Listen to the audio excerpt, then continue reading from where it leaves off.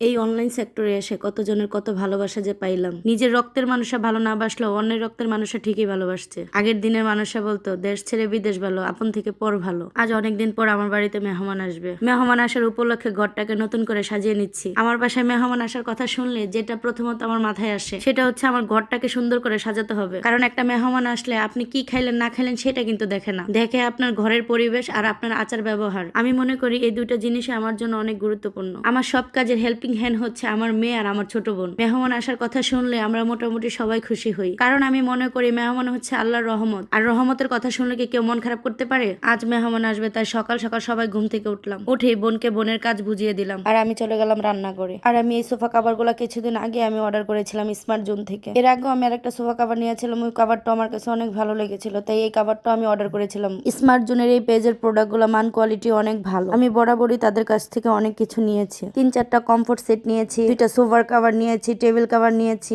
Smart zone থেকে আরো অনেক কিছু নেওয়া হয়েছে। আপনারা চাইলে আপনার ঘরকে আরো সুন্দর করে তোলার জন্য তাদের কাছ থেকে এই প্রোডাক্ট গুলো নিয়ে নিতে পারেন। আপনাদের সুবিধার ক্ষেত্রে আমার ভিডিও ডেসক্রিপশনে তাদের পেজটা মেনশন করে দিলাম, কষ্ট করে চেক করে নেবেন। আমার এই সুন্দর টেবিল কাভারটাও কিন্তু স্মার্ট জোন থেকে নেওয়া। অলরেডি আমার বাড়িতে মেহমান চলে এসেছে, তাদের জন্য আমি খাবার রেডি করলাম। মেহমানদের জন্য বেশি কিছু আয়োজন করতে পারিনি, খুব সিম্পল আয়োজন করলাম। যে আপুটা আমার বাসায় আসছে অলরেডি আপনারা গেস করতে পারছেন, কারণ উনিও একজন কন্টেন্ট ক্রিয়েটর, উনিও আমাদের মতো ভিডিও বানায়। অনেক দিন ধরে আপুদের সাথে আমাদের পরিচয়। আপু হঠাৎ করে রাত 1:30টার সময় ফোন দিয়ে বলতেছে সে নাকি আমাদের বাসায় আসবে, যেহেতু এই আপুটা নোয়াখালীতে থাকে। আপুটার নাকি ঢাকাতে কি একটা কাজ পড়েছে, তাই ভাবলো ঢাকাতে যেহেতু আসা হচ্ছে আরোহীর সাথে দেখা করে যায়। এই আপুটা আরোহীকে এত পরিমাণ পছন্দ করে, এত পরিমাণ ভালোবাসে, সেটার তো কিছুটা নমুনা আপনারা দেখতেই পাচ্ছেন। আর আপু আমার বাসায় এসে বেশিক্ষণ থাকবেও না, যেহেতু ওনার ঢাকায় একটা কাজ আছে, তাই আমি তাদের জন্য তাড়াহুড়া করে চোখের সামনে যা পেয়েছি তাই রান্না করেছি। আর আজকে আমার শ্বশুরে চলে যাচ্ছে উমরা হজের উদ্দেশ্যে। আমি যখন কাজ শুরু করেছিলাম তখন আমার একটা স্বপ্ন ছিল, আমার যদি ইনকাম সোর্স ভালো হয় তাহলে আমার বাবা মা শ্বশুর শাশুড়িকে আমি হজে পাঠাবো। আল্লাহ তাআলা হয়তো এই কথাটা আমার কবুল করে নিয়েছিল। আমার এই স্বপ্নটা পূরণ করার জন্য আমার হাজবেন্ড আমার 2 ভাসুরও সাথে ছিল। আলহামদুলিল্লাহ আজ তা কবুল হতে যাচ্ছে। যাবার আগে আমার মেয়েকে দোয়া করে যাচ্ছে।